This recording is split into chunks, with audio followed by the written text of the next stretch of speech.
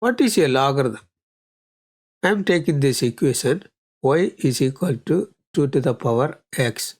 This 2 is called the base. Let us draw the graph of this equation.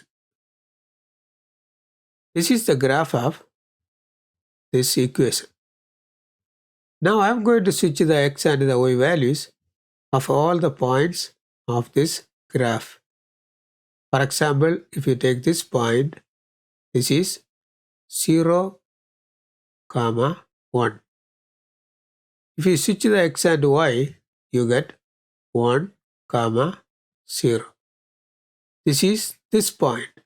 Like this, if you switch the x and the y values of all the points of this graph and plot those points, you get this graph. This graph is the inverse of this. This is the graph of what we call the logarithm. You write it as log and put the base, this base 2 as the subscript of x. So this is the graph of y is equal to this logarithm. So a logarithm is the inverse of an exponent.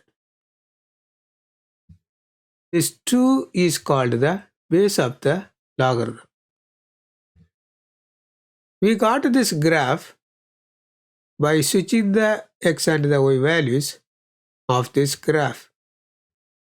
If you switch the x and y of this equation, you get x is equal to 2 to the power y.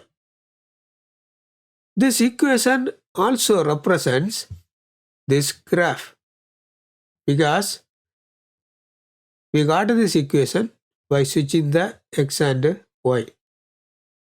So we got two equations to represent this graph. This one and this one. So these two equations are the same but in different forms. This equation is in exponential form and this in logarithmic form. You can convert one form to the other.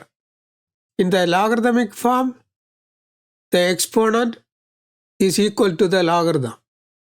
The bases are the same. 2 is the base of the exponent, which is also the base of the logarithm.